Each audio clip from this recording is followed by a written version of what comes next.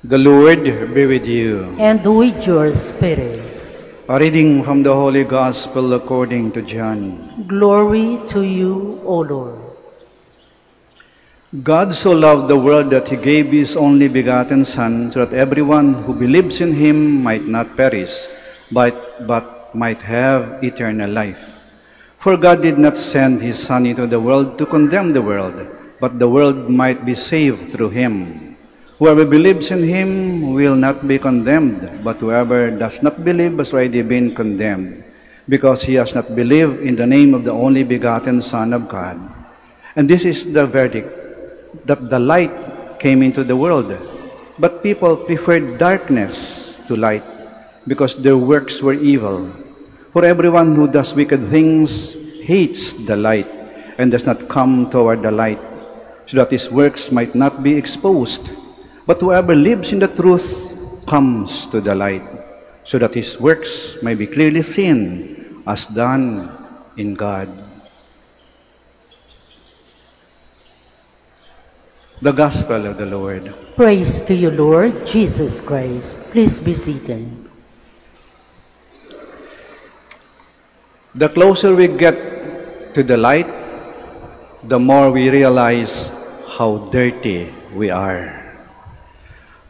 Habang tayo lumalapit sa liwanag, nakikita natin na ang dami nating mga dumi, ang dami nating mga mansa. Kaya may mga tao na mas pipiliin ang manatili sa dilim. Kasi sa dilim, maaari kang magtago, maaari kang magkubli, maaari kang magkunwari. Hindi ka nakikita. Sa dilim, akala mo malinis ka. Yung pala ang dumi-dumi mo. Sa dilim, akala nila ang bait-bait mo. Pero yung pala, salbahe ka. Sa dilim, akala mo tamang ginagawa mo. Yun pala, mali ka. Sa dilim, akala mo ang gwapo-gwapo mo. Yung pala, pag maliwanag na, ang pangit-pangit mo. Sa dilim, akala mo mahabang buhok mo. Yung pala totoo, ikaw ay kalbo. Kaya, sa dilim, maaari kang magtago, maaari kang magkubli. Yun bang alam mong hindi ka makikita, hindi ka mahuhuli, hindi ka mabibisto, magagawa mo ang gusto mo sa dilim. Isa sa magusto kong seremonyas nating mga Katoliko ay yung ritual ng Easter Vigil, yung Sabado ng gabi, bisperas ng Linggo ng Pagkabuhay. Yung sinisimulan niyang seremonyas sa labas ng simbahan at patay ang lahat ng ilaw. Madilim na madilim ang buong kapaligiran. Patay ang lahat ng ilaw. Madilim. Ito ay sumisimbolo sa ating kalagayan pag tayo ay nasa kasalanan.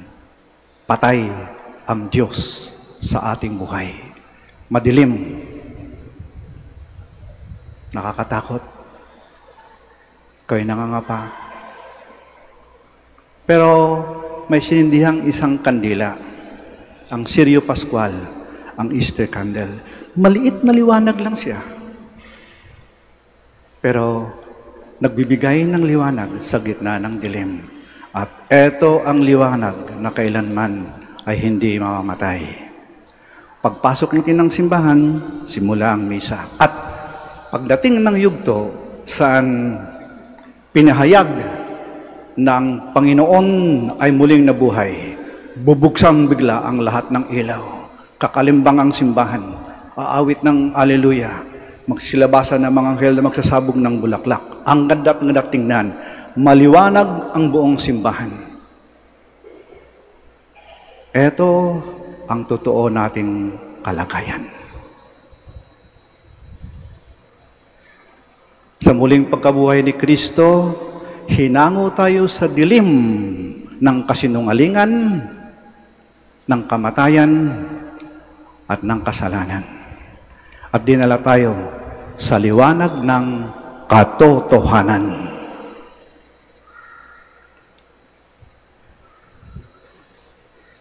Ngayon po ay pangatlong araw ng pagnunubena. Napuna po ninyo ang altar ng ating mahal na ina. Napakaganda at napakaliwanag.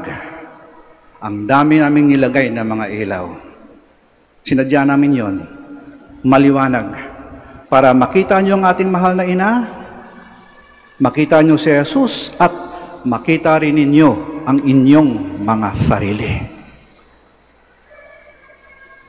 Yan naman kasi talaga ang gawain ng mahal na ina eh.